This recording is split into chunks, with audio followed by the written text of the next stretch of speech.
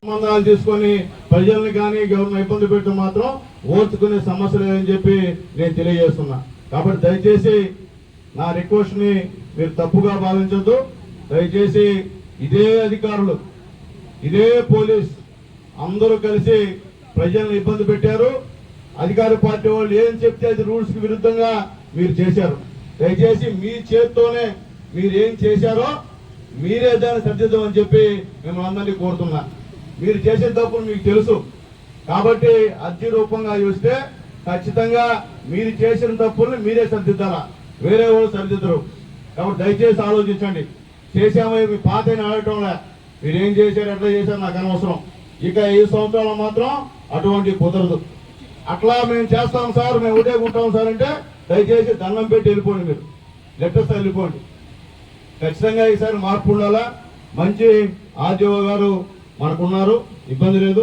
ఆయన కూడా ప్రజా సమస్యల పట్ల ఎప్పుడు కూడా స్పందిస్తూనే ఉంటారు. ఉదాహరణకి కోటలో ఆయన చేసినటువంటి అభివృద్ధి కార్యక్రమం ఈరోజు కూడా గుర్తొస్తుంటుంది. అట్లాగే ముస్లింస్ కి బోర్ అడిగితే సొంతంగా బోరు మాట్లాడి వేయించిన పరిస్థితి ఉంటుంది. ఆర్డీఓ గారు మామూలుగా అందరూ అంటూ ఉండేవాళ్ళు, మంచి ఆర్డీఓ, బాగా పనిచేసే ఆర్డీఓ అని చెప్పి అనేవాళ్ళు. ఇప్పుడు మాకు ఈ కొద్ది రోజుల్లోనే నిజంగా ఆయన ఉన్నటువంటి మంచిదనం కానీ పేద ప్రజలకి ఏదో ఒకటి చేయాలనేటువంటి ఆయన తపన కానీ అర్థమైంది. బేసిక్గా ఎందుకంటే మేమంతా పేద కులానికి వచ్చిన వాళ్ళం. నేను పబ్లిక్గా చెప్తున్నా, మేమంతా పేద కులానికి వచ్చిన వాళ్ళం. మేము కోటేశ్వరులం కాదు. మా అమ్మ నాన్న మామూలు హెల్త్ డిపార్ట్మెంట్లో ఉద్యోగస్తులు. సారు ఇంట్లో పరిస్థితి కూడా అదే పరిస్థితి. మాకు కష్టాలు తెలుసు. ఇప్పుడైతే తెల్ల షర్టు ఈ ప్యాంట్ వేసుకుని దండేసుకుని ఉన్నాం, కానీ గతంలో పరిస్థితి వేరే విధంగా ఉండేది. కాబట్టి మా వాళ్ళు ఎవరు ఎక్కడ కూడా బానిసలుగా బతకదని చెప్పి నేను తెలియజేస్తున్నా. ఎందుకంటే మిమ్మల్ని అడ్డం పెట్టుకొని ఈరోజు పల్లెటూరులో వాళ్ళు రాజరికం పనిచేసి వాళ్ళు అనిపిస్తున్నారు. అధికారులు వాళ్ళు కనసేగలో పెట్టుకున్నారు. వాళ్ళు ఏం చెప్తే అదే. మీ ప్రజలకు ఏం తెలియదు. మీ భూములన్నీ వాళ్ళ చేతుల్లో ఉన్నాయి. ఈ గూడూరు నియోజకవర్గంలో ఎంఆర్ఓలందరికీ కూడా తెలియజేస్తున్నా, పేదల భూముల్ని దయచేసి బయటికి తీయండి. వాళ్ళంతా పెద్దవాళ్ళైనా పర్వాలేదు, ఎవడు ఆగిపోయి చేసినా బయటికి తీసి పేదల భూములు ఆర్టీఓ గారు కలెక్టర్ గారితో మాట్లాడి మళ్ళీ పేదలకు పంచాలని చెప్పి నేను ఎంఆర్ఓ అందరూ తెలియజేస్తున్నా. అట్లా చేసే పని అయితే ఉండండి, లేకపోతే దండం పెట్టి వెళ్ళిపోండి. ఏం దీంట్లో మొహమాటం లేదు, ఎక్కడ కాంప్రమైజింగ్ లేదు.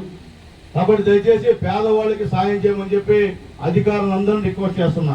అది పుణ్యం. అట్లా కాకుండా పేదవాళ్ళని హింసిస్తే అది పాపం, అది జీవితాంతం వెంటాడుతుంది అందరికీ. కాబట్టి దయచేసి పేదవాళ్ళ విషయంలో మాత్రం నేనైతే ఒప్పుకునే సమస్య లేదు, మా ఆర్డీఓ గారు కూడా ఒప్పుకోరు. అలాగే రాబోయే రోజుల్లో కొత్తగా వచ్చే అధికారులు కూడా ఒక వారంలో ఇక్కడ వస్తున్నారు. వాళ్ళు కూడా ఒప్పుకునే సమస్యలు అక్కడ అధికారులను తీసుకొస్తాం. కాంప్రమైజ్ అయ్యి ఒక పార్టీకి తొత్తులుగా ఉండే అధికారులను తీసుకోరాం, ఒక పార్టీకి బండ చాకరీ చేసే అధికారులు తీసుకురాం, ఒక పార్టీ కార్యకర్తగా వ్యవహరించే అధికారులను మేము తీసుకోరాం. కాబట్టి అక్కడ అధికారులంతా కూడా ప్రక్షాళన ఒక 10 రోజులు జరుగుతుంది. కొత్త వాళ్ళు వస్తారు, పనిచేసే వాళ్ళు వస్తారు. కాబట్టి వాళ్ళ ద్వారా కూడా లా అండ్ ఆర్డర్ కూడా ఇక్కడ కంట్రోల్ చేయాలని చెప్పి రిక్వెస్ట్ చేస్తున్నా. అట్లాగే గూడూరులో గంజాయి కేంద్రంగా మారింది, పోలీసు వారికి తెలియజేస్తున్నా. అపార్ట్మెంట్ ఎన్టీఆర్ ఆ అపార్ట్మెంట్ దగ్గర భయంకరంగా వాళ్ళు ఏమంటారు హెల్మెట్లు వేసుకొని మొహం కరిగకుండా వచ్చి గంజాయి అమ్మే వ్యాపారం చేస్తున్నారు. సార్ దయచేసి మీరు దానిపై నిఘా పెట్టమని చెప్పి రూరల్ పోలీస్ స్టేషన్ వారికి, టౌన్ పోలీస్ స్టేషన్ వారికి తెలియజేస్తున్నా.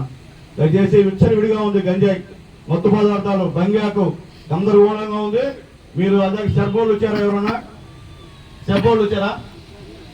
సార్ సెబ్ విపరీతంగా ఉందా ఎక్కడ కూడా తెలుసు మీకు. కాబట్టి ఎక్కడ కూడా పట్టుకున్న తర్వాత కేసు బుక్ చేసి ఆపరేయండి. వదిలే ప్రయత్నాలు చేయదు. మేమైతే ఆ కేసును ఫోన్ చేయం. మేము కాదు, మా నాయకులు కాదు, ఎవరు చేసినా మీరు వదలద్దు. బంగాయి విషయంలో కానీ గంజాయి విషయంలో కానీ మీరు ఎక్కడ కూడా మా నాయకులు చెప్పినా వదలదని చెప్పి నేను తెలియజేస్తున్నా. బిడ్డలు అన్యాయం అయిపోతున్నారు, ఆరోగ్యాలు పోతున్నాయి. కాబట్టి దయచేసి ఆలోచించుకోమని చెప్పి రిక్వెస్ట్ చేస్తున్నాను మీ అందరికి కూడా. కాబట్టి దయచేసి రేపటి నుంచే తనిఖీలు మీరు అందరూ కూడా చేయండి, ఖచ్చితంగా దొరుకుతుంది మీకు.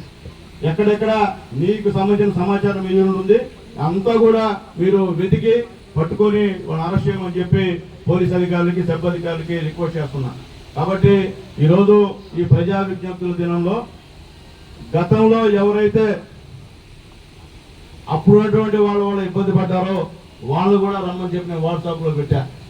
అన్యాయంగా అడ్డగోలుగా మీ పొలాన్ని వేరే వాళ్ళు కట్టబెట్టి ఉన్నారు ఇక్కడ అధికారులు. అది కూడా తేలాలి. తేల్చేదానికే ఈ ప్రజా విద్యలు దినమని చెప్పి నేను తెలియజేస్తున్నా. కాబట్టి దయచేసి అధికారులందరూ కూడా నాకు కోఆపరేట్ చేయండి. ఇది మంచికేను, ఒక మంచి పని చేయడానికి శ్రీకారం చూడదాం.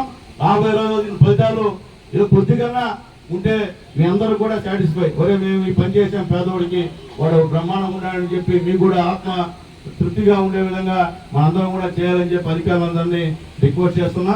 దయచేసి ఆ విధంగా మేము చేయలేమని చెప్తే దయచేసి రేపు వచ్చి నాకు చెప్తే బంగారం పంపించేస్తా, నేను కొత్త వాళ్ళు వేసుకుంటా, నాకేం ఇబ్బంది లేదు.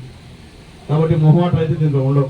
అట్లాగే మున్సిపాలిటీలో కూడా చాలా సంవత్సరాల నుంచి ఇబ్బందికరమైన పరిస్థితి, 5 సంవత్సరాల్లో విపరీతమైన అవినీతి జరిగినటువంటి పరిస్థితి కూడా మేము తెలియజేస్తాం. రోడ్డు వేసేయడం, అలాగే డంపింగ్ యార్డ్ దగ్గర మొత్తం కొన్ని లక్షల రూపాయల డబ్బులు తినేయడం, అలాగే వాటర్ వర్క్స్ పెట్టి ఉన్నటువంటి వాటర్ వర్క్స్ అంతా నిర్వీర్యం చేసి ఒక్క మోటార్ కూడా లేకుండా చేయడం. మొన్న పోయేందుకు దిక్కులే ఈ మున్సిపాలిటీలో ఏం చేస్తున్నారో. 5 సంవత్సరాల ప్రజలు కూడా చాలా కామ్గా ఉండి లాస్ట్లో వాళ్ళ యొక్క ప్రతాపాన్ని చూపించి ఎలక్షన్ రూపంలో మన చంద్రబాబు నాయుడు గారిని పట్టం కట్టారు. ఈ మున్సిపాలిటీలో 14,000 తెలుగుదేశం పార్టీ ఎన్డీఏ కూటమికి మెజార్టీ ఇచ్చారని చెప్పి మరొకసారి నేను తెలియజేస్తున్నా. కాబట్టి దయచేసి మున్సిపల్ కమిషనర్ గారు, మున్సిపల్ అధికారులు అక్రమాలు ఎక్కడంటే అక్కడ ఆకుపోయి చేస్తున్నారు సార్. మీ మున్సిపల్ ల్యాండ్ని అది ఎక్కడ కడుదిట్టం చేయండి. మీరు ఏదో ఆయన వస్తాడు ఈయన వస్తాడు, ఆయన ధర్నా చేస్తాడు కుదిరే కథ కాదు. ఎవడు ధర్నా చేసినా ఒప్పుకునే సమస్య లేదు. అది అధికారులు గుర్తుపెట్టుకోండి. మీరు అంత భయం అయితే పోయి ఇంటికాడ పోయి చాకరీ చేయండి, అంతేగాని ఇక్కడైతే ఉండే పరిస్థితి లేదు. ఎవడు